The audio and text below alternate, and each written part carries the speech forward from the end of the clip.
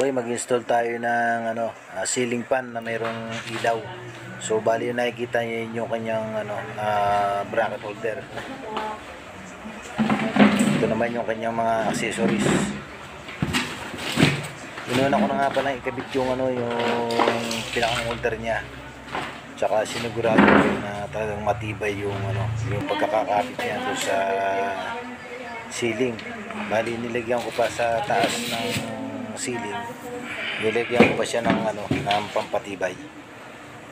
So ito yung yung motor mismo ng ceiling fan. Bali itong wire na to, dito natin ikukunik yung lamp holder. Yan, tatlo ang ilaw niyan.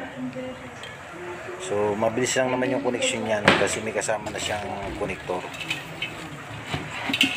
Ito naman yung ibabaw nung motor. So andyan yung line papunta ron sa ilaw at dito na rin mismo sa motor. So dito lang muna natin magpupuko sa dito sa motor. So unahin natin i-assemble yung kanyang, bali may tubo to na dalawa, isang mahaba at isang maiksing tubo. So ngayon bali maiksi lang, mababa lang yung kanyang mababa lang yung kanilang ceiling. So ang gagamitin kong tubo yun lang maiksi.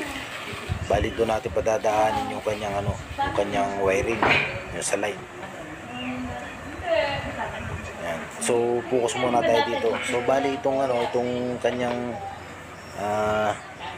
manual, hindi mo natin magpupukus dito kasi inchi ka nakasulat. So titingnan lang natin yung sa connection, tapos konting pag-intindi na lang at saka doon sa actual na appearance niya. So bali hindi man to bago sa akin kasi may mga nakikabit na rin akong mga gantong ceiling fan.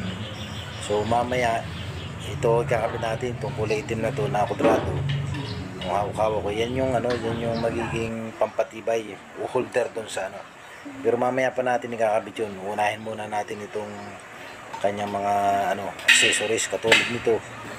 Yan yung magiging cover doon sa mga wirings, tsaka doon magiging design na din para naman maging malinis tingnan itong ating ceiling fan. Yan, kung nakikita nyo, una kong in-install itong itong mismong motor ng ceiling fan. Yan, hihigpitan lang natin, kailangan natin ma-check o double check natin kasi pag luwag yung lahat ng mga tornilyo na ikinabit natin para doon sa pampatibay doon sa kanyang holder at saka doon sa tubo, aalog-alog yan pag once na napandar na natin yan. Kaya kailangan talaga siguraduhin natin. Okay, ganyang nauna na natin yan.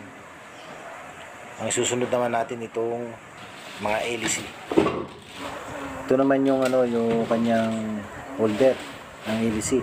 So ito yung magkukonekta dun sa LEC at saka dun sa motor. Okay, so i-assemble ko na.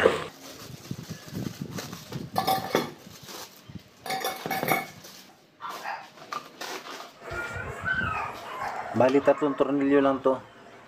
Tapos yung pin doon sa tornilyo sa pinakampuno niya, nakakabit naman yan doon mismo sa motor.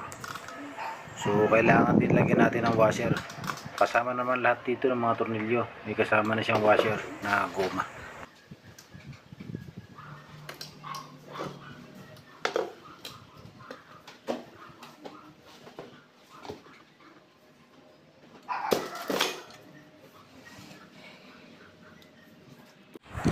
Okay, kabit na natin yung assemble natin na mga LEC. So bali yung tornilyo niya nandiyan na rin sa nakakabit sa mismong motor. Diyan na rin natin yung kukunin. Okay.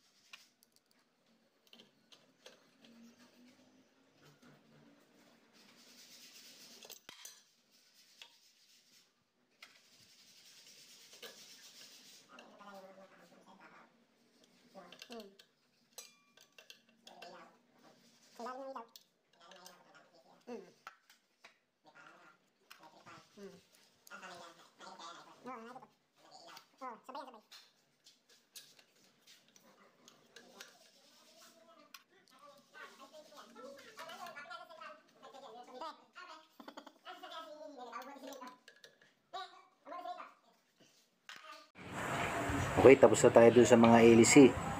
So ang ikakabit naman natin itong lamp holder. Bali ano to, tornilyo lang to. Mabilis lang. Okay.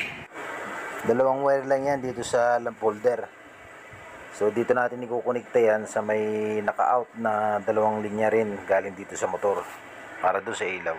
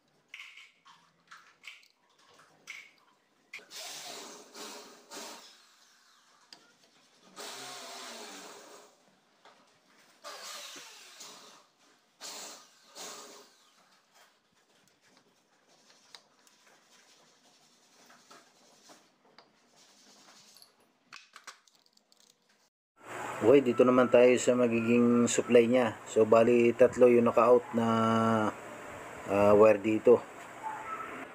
Yung black at saka yung blue magkasama yan doon sa isang linya. Tapos yung neutral na puti doon naman sa kabilang linya. Doon natin ikakabit yan sa naka-out doon sa may ceiling.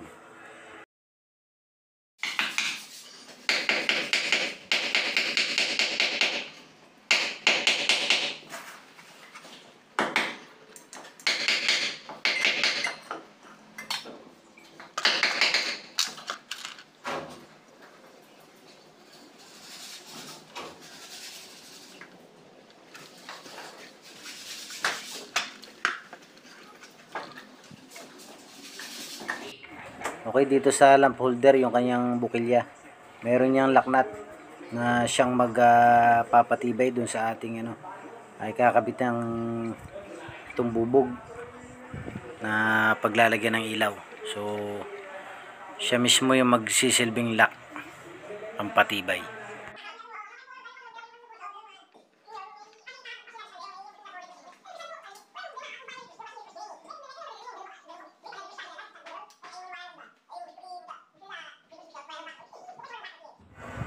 Okay, last na to. Ito yung kinakabit ko yun sa patayan ng sa pan at saka patayan ng sa ilaw.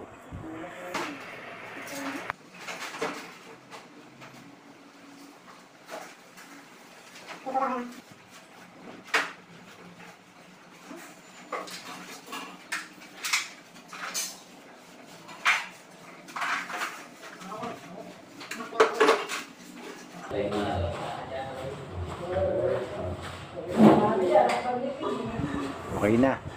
So sinare ko lang tong video ko para magkaroon ng idea yung iba kung paano yung pag-install ng ng ceiling fan with light.